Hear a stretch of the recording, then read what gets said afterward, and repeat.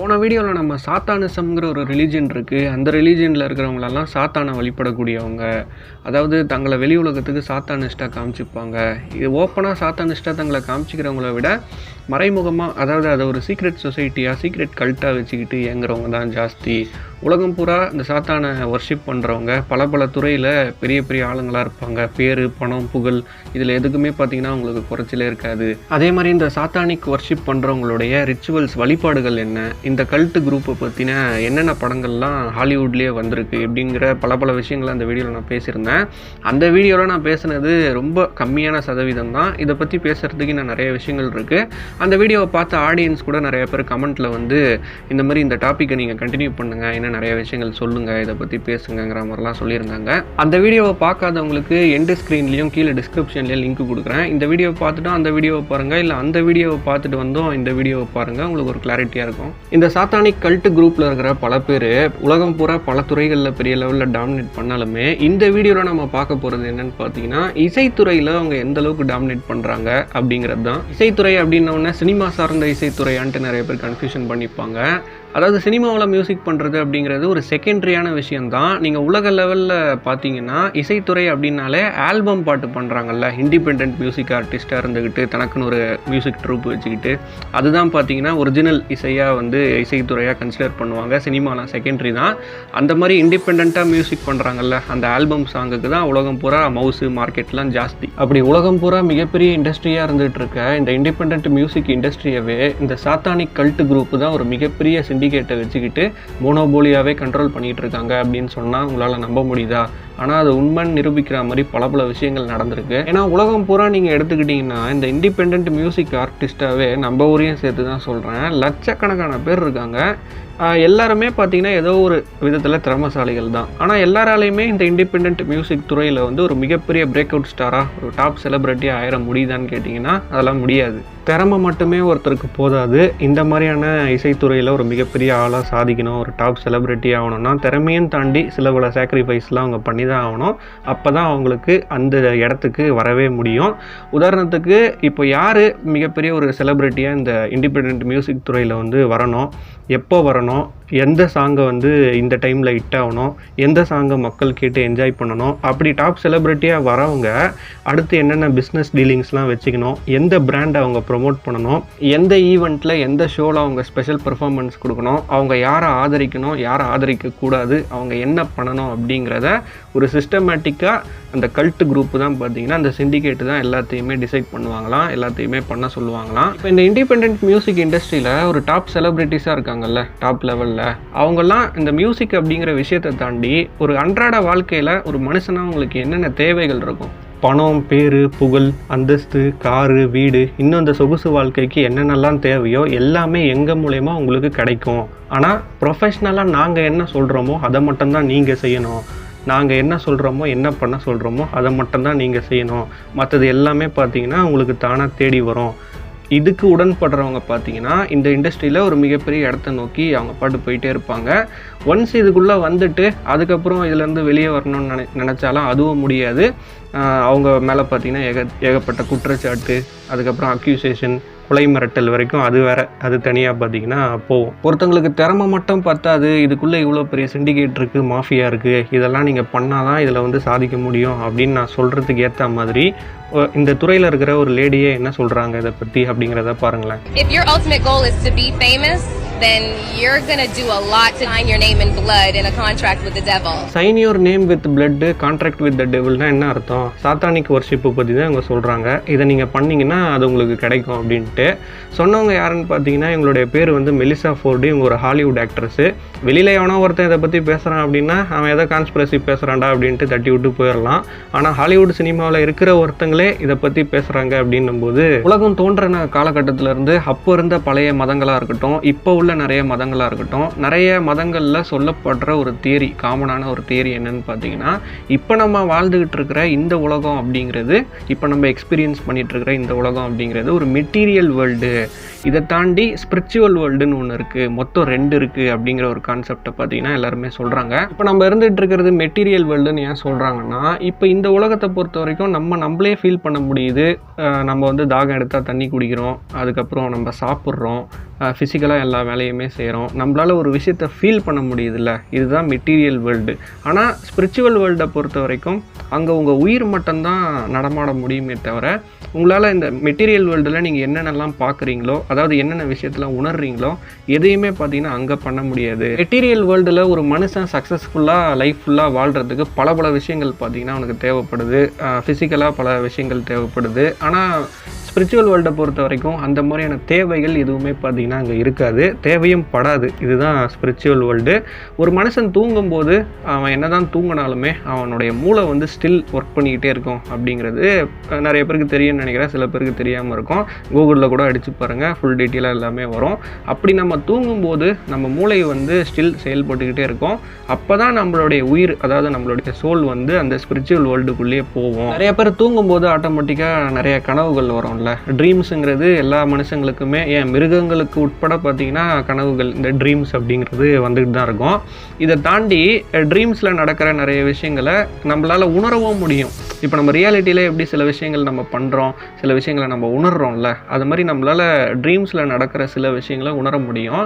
ஆனால் அந்த கனவுகளை தாண்டி ரொம்ப ரேர் பாயிண்டில் இந்த ஸ்பிரிச்சுவல் வேர்ல்டுக்குள்ளே நம்ம போகிறத நம்மளால் ஃபீல் பண்ண முடியும் அப்படிங்கிற மாதிரி பார்த்திங்கன்னா இந்த தியரியில் சொல்லப்படுது. அதாவது இது கனவு மாதிரியே தான் இருக்கும், ஆனால் அது கனவு கிடையாது. எப்பயாவது ரேராக அப்படி தான் இந்த விஷயம் வந்து நம்மளுக்கு புலப்படும். இது கனவு மாதிரியே தான் இருக்கும், ஆனால் இது கனவு கிடையாது. கனவுல வர விஷயங்களை நான் முன்னாடியே சொன்ன மாதிரி உணர முடியும். ஆனால் இதை பொறுத்த வரைக்கும் அந்த ஸ்பிரிச்சுவல் வேர்ல்டில் இப்போ நம்ம நார்மலாக இப்போ வாழ்ந்துட்டு இருக்கிற மெட்டீரியல் வேர்ல்டில் நம்ம ஏதாவது ஒரு விஷயத்தை பற்றி திங்க் பண்ணிக்கிட்டே இருக்கோம், ஏதாவது ஒரு விஷயத்தை பண்ணுறோம், நமக்கு ஒரு தேவை இருக்குது. ஆனால் இதை பற்றி எதுவுமே இல்லாமல் கம்ப்ளீட் ஒரு ஃப்ரெஷ் பாயிண்டில் நம்ம இருக்கிறோம், ஒரு இடத்துல வந்து நம்ம இருக்கிறோம் அப்படின்னா எப்படி இருக்கமோ கிட்டத்தட்ட அந்த மாதிரி தான் இந்த விஷயம் வந்து நடக்கும். ஆனால் இதை நீங்கள் என்ன அப்படிங்கிறத தெரிஞ்சுக்கிறதுக்கு முன்னாடியே நீங்கள் வேக்கப் ஆகிடுவீங்க தூக்கத்துலேருந்து, அதாவது தூக்கத்துலேருந்து முழிச்சிப்பீங்க. அப்போது இதை பற்றி நிறைய பேருக்கு தெரியாதுல்ல, ஏதோ ஒரு கனவு வந்தது போல், அது மாதிரி இதுவும் ஒரு கனவு அப்படிங்கிற மாதிரி கடந்து போயிடுவீங்க. ஆனால் இதுதான் ஒரு பாயிண்ட்டு, இந்த ஒரு ரேரான எப்பயாவது ஒரு மொமெண்ட்டில் தான் இந்த ஸ்பிரிச்சுவல் வேர்ல்டை வந்து நம்மளால் ஃபீல் பண்ண முடியும் அப்படிங்கிற மாதிரி நிறைய தியரியில் வந்து சொல்கிறாங்க. ஆனால் இது கம்ப்ளீட்டாக ஃபேக்கு, ஃபால்ஸு அப்படின்னும் சயின்டிஃபிக்காக எந்த ஒரு ப்ரூஃபுமே இது வரைக்கும் ப்ரூவ் பண்ணலை. இதுலேயே நீங்கள் சாத்தானுக்கு அர்ப்பணிக்கிற விதத்தில் இந்த ஸ்பிரிச்சுவல் வேர்ல்டோடைய முழு கண்ட்ரோலை வந்து சாத்தான் எடுத்துப்பார். ஸோ ஸ்பிரிச்சுவல் வேர்ல்டோடைய முழு கண்ட்ரோலை சாத்தான் எடுத்துக்கிட்டாருன்னா நீங்கள் மெட்டீரியல் வேர்ல்டில் வாழ்கிறதுக்கான உங்களுடைய தேவை, உங்களுடைய நீடு எல்லாத்தையுமே அவர் வந்து பார்த்துப்பார். உங்களுக்கு என்ன தேவை, பணம், புகழ், பேர், அந்தஸ்து எல்லாத்தையுமே சாத்தான் வந்து உங்களுக்கு கொடுப்பாரு அப்படிங்கிறது தான் அவங்களுடைய கான்செப்ட். அதே மாதிரி உங்களையே நீங்கள் சாத்தானுக்கு அர்ப்பணிக்கணும் அப்படிங்கிற அந்த விஷயத்தை ஃபோர்ஸ் பண்ணி பண்ண வைக்கிறாங்களா அப்படின்னா அதுவும் கிடையாது. இது எல்லாமே அவங்களுடைய தனிப்பட்ட விருப்பத்தை பொறுத்து தான். இதை நீங்கள் பண்ணிங்கன்னா உங்களுக்கு நீங்கள் என்ன எதிர்பார்க்குறீங்களோ அது கிடைக்கும். இப்போ ஒன்று நீங்கள் கொடுத்தீங்கன்னா இன்னொன்று உங்களுக்கு கிடைக்கும் அப்படிங்கிறது தான் இதில் சொல்லப்படுற அந்த கான்செப்ட்டு. இதுக்கு உடன்பட்டவங்க, எனக்கு இது தேவை, நான் இந்த விஷயத்தை அடையணும், இதை சாதிக்கணும், இதுக்காக நான் என்ன வேணால் பண்ணுறதுக்கு தயாராக இருக்கேன் அப்படிங்கிறவங்க இதை வாண்டடாக பார்த்தீங்கன்னா விரும்பி தான் பண்ணுறாங்க. உலகம் பூரா இந்த சாத்தானிக் கல்ட் குரூப் வந்து எவ்வளோ மிகப்பெரிய ஒரு இடத்துல இன்ஃப்ளூயன்ஸில் இருக்காங்க அப்படிங்கிறத ப்ரூவ் பண்ணுற மாதிரி இந்த வருஷம் 2026 வின்டர் ஒலிம்பிக்ஸ் பார்த்தீங்கன்னா இட்டாலி மிலன் நாட்டில் வந்து அந்த ஒலிம்பிக்ஸோட செரமோனி நடந்தது. அந்த செரமோனியில் ஓப்பனாகவே சாத்தானிக் சிம்பாலிசமை பார்த்தீங்கன்னா அப்படியே காட்டியிருந்தாங்க. இது பல பேர் சோஷியல் மீடியாவில் எடுத்து பேசியிருந்தாங்க, ஒரு மிகப்பெரிய வைரல் சென்சேஷன் ஆச்சு. ஒலிம்பிக்ஸில் எதுக்காக இந்த சாத்தானிக் சிம்பிளிசம் வந்து காட்டணும் அப்படின்ட்டு நிறைய பேர் பெரிய கான்ட்ரவர்சியாக பேசிகிட்டு இருந்தாங்க. நான் போன வீடியோலேயே சொல்லியிருந்தேன், அமெரிக்கா அதுக்கப்புறம் யூரோப் கண்ட்ரீஸில் நிறைய இடங்களில் வந்து சாத்தானை வழிபடக்கூடிய டெம்பிள்ஸ் தனியாகவே இருக்குது அப்படின்ட்டு. அந்த டெம்பிள்ஸில் பார்த்தீங்கன்னா இப்போ எப்படி சர்ச்சில் ஃபாதர் இருக்காரோ அந்த மாதிரி இந்த டெம்பிள்ஸில் ப்ரீஸ்ட் இருப்பாங்க. ப்ரீஸ்ட் வந்து பிளாக் கலர் ட்ரெஸ்ஸில் இருக்காருன்னா மற்ற வர்ஷிப்பர்ஸ் எல்லாருமே வந்து ரெட் கலர் ட்ரெஸ்ஸில் இருப்பாங்க. அதே மாதிரி ப்ரீஸ்ட் வந்து ரெட் கலர் ட்ரெஸ்ஸில் இருந்தாருன்னா மற்ற வர்ஷிப்பர்ஸ் எல்லாருமே வந்து பிளாக் கலர் ட்ரெஸ்ஸில் இருப்பாங்க. இது அவங்களுக்குள்ள ஒரு ரிச்சுவல்ஸ் மாதிரி. இந்த விஷயத்தை ஷோகேஸ் பண்ணி காட்டுற மாதிரி 2023 NFL ஃபுட்பாலுடைய சூப்பர் பவுல் ஈவெண்ட்டில் பார்த்தீங்கன்னா மியூசிக் இண்டஸ்ட்ரியில் ஒரு மிகப்பெரிய செலிபிரிட்டியான ரிஹானா அப்படிங்கிறவங்க வந்து பாடினாங்க. அதாவது ஒரு ஸ்பெஷல் பெர்ஃபார்மன்ஸ் வந்து கொடுத்தாங்க. அந்த பெர்ஃபார்மன்ஸ் முழுக்க பார்த்தீங்கன்னாலே யூடியூப்பில் கூட இருக்குது, முழுக்க சாத்தானிக் ரெஃபரன்ஸாக தான் இருந்தது. அதுலேயும் அந்த சாங்கோடைய இறுதியில் வந்து பெர்ஃபார்மன்ஸ் முடிஞ்சதுக்கப்புறம் ஒரு சிம்பாலிசம் காட்டினாங்க பாருங்கள்.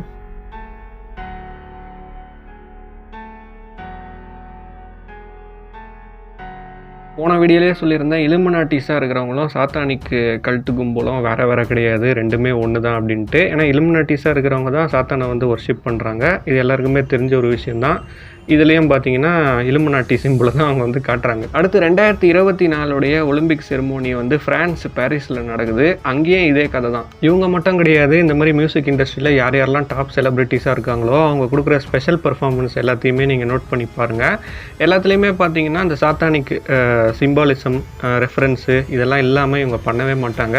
அதே மாதிரி இந்த செலிப்ரிட்டிஸாக இருக்கிறவங்க மியூசிக் வீடியோ பண்ணுறாங்கல்ல, ஆல்பம் சாங்ஸு, அதில் பார்த்தீங்கன்னா செக்ஸு, வைலன்ஸு, அதுக்கப்புறம் இந்த சாத்தானிக்கு ரெஃபரன்ஸு இது எல்லாமே கண்டிப்பாக இருக்கும். இப்போ வர பெரும்பாலான ஆல்பம் பாட்டில் பார்த்தீங்கன்னா பாட்டு அப்படிங்கிறத தாண்டி அந்த வீடியோ சாங்கில் முழுக்க இந்த மாதிரியான விஷயங்கள் தான். பிளட்டை காமிச்சிருவாங்க, வைலன்ஸை காமிச்சிருவாங்க, அதே மாதிரி அந்த சாத்தானிக் ரெஃபரன்ஸு எங்கே பார்த்தாலும் வச்சுருவாங்க. காடை வந்து கிண்டல் பண்ணுற மாதிரியான விஷயங்கள் பண்ணுறது முழுக்க இதுதான் பண்ணுவாங்க. இதெல்லாம் இவங்களா விரும்பி வைக்கிறாங்க பண்ணுறாங்கங்கிறத தாண்டி இவங்க ஒரு கம்பெனிக்கு கான்ட்ராக்ட் சைன் பண்ணுறாங்கல்ல, நான் முன்னாடியே சொன்ன மாதிரி இவங்களுக்கு தேவையான பணம், புகழ், பேர், அந்தஸ்து, வீடு, பங்களா, கார் எல்லாமே இவங்களுக்கு கிடச்சிரும். ஆனால் சமூகம் என்ன, ஆனால் எப்படி போனால் இவங்களுக்கு என்ன, இவங்களுக்கு தேவையானது இவங்களுக்கு வந்துடுது.